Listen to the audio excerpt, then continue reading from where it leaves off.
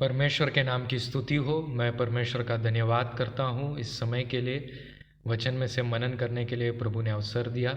साथ ही साथ मैं WCDC का धन्यवाद करता हूँ कि वचन को बांटने के लिए इस दैनिक वचन कार्यक्रम के द्वारा अवसर दिया। आइए हम प्रार्थना करें और वचन को मनन करने की ओर बढ़ेंगे। स्वर्गीय पिता परमेश्वर, हम आपका धन्यवाद करते हैं आज इस सवेरे के समय में। प्रभु जी, आपके सम्मुख में वक्त बिताने के लिए आपने अवसर दिया, आपके नाम को याद करने के लिए अवसर दिया। प्रभु जी, हम सभी को अपने आपको आपके हाथों में सौंप देते परमेश्वर। आज इस सवेरे के समय में वचन को मनन करने के लिए और आपके आत्मा के द्वारा बातों को जानकर भविष्य के लिए तैयार होने के लिए आप कृपा दे। सभी बातों को आप नियंत्रित करें। कोई भी अंधकार की ताकत, मानसिक रुकावटें या कोई भी नेटवर्क की अड़चनें, किसी प्रकार की बाधाएं न डालने पाए। हमारे सभी श्रोता हैं जितने जुड़े हुए उन सभी को आप स्पर्श करें, चंगाई छुटकारा दे प्रभु जी, और प्रभु आपके राज्य के लिए तैयार करें। धन्यवाद जो कार्य आप करने जा रहे हैं। धन्यवाद प्रभु जी, हमारे प्रभु यीशु के नाम से आमेन आमेन। आज इस सवेरे के समय में हम इस बात पर मनन करने जा रहे हैं कि कैसे परमेश्वर हमें एक दौर से निकाल कर नए दौर में हमें रखता है, और हर इस दौर के अंदर हमारी निर्भरता जो है परमेश्वर पर बढ़ती जाती है। यानी परमेश्वर हमें ट्रांसप्लांट करता है, एक जगह से निकाल कर हमें दूसरे जगह पर परमेश्वर रखता है। इसे समझने के लिए हम देखने जा रहे हैं पहले राजा के पुस्तक और उसके 17 अध्याय में से। इस 17 अध्याय के भाग को जब आप देखेंगे तो एलिया और विधवा स्त्री की घटना के बारे में बताया गया है।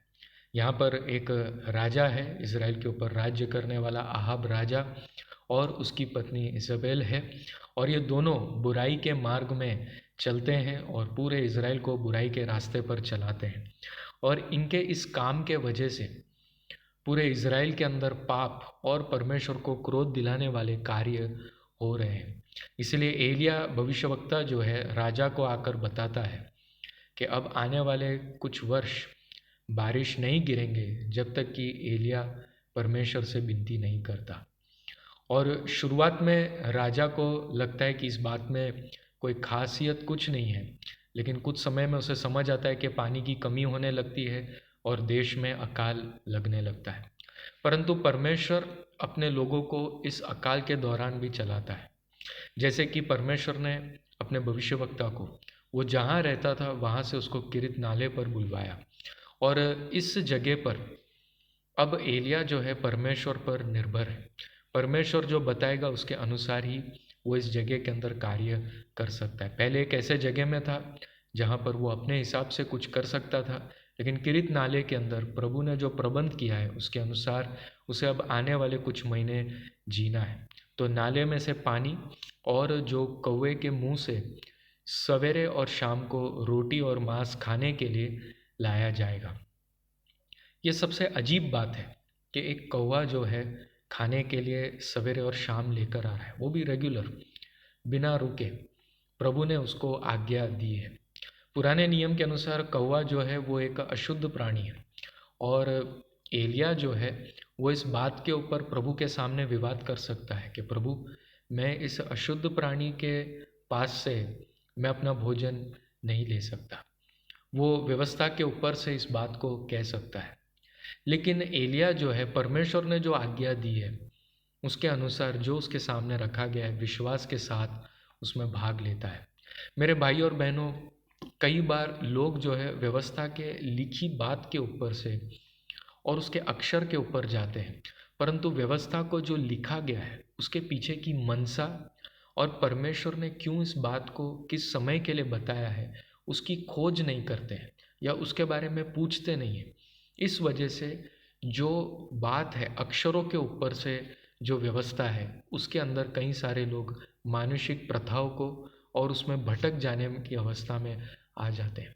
परंतु परमेश्वर इस समय के लिए अपनी आज्ञा के द्वारा हमसे क्या कहना चाहता है, उसका मन क्या है, यदि हम उसकी खोज करना शुरू करें तो हम जानने पाएंगे कि परमेश्वर ने किरित नाले में हमें खाने के लिए इस अशुद्ध प्राणी तो है, लेकिन उसके द्वारा परमेश्वर क्या भोजन हमें देना चाहता है ना। कई बार परमेश्वर हम ऐसा देख सकते हैं कि हमें ऐसा लगता है कि कोई व्यक्ति आत्मिक नहीं है, या उसका आत्मिक जीवन जो है जैसा हम सोच रहे हैं उस प्रकार सही नहीं लग रहा है।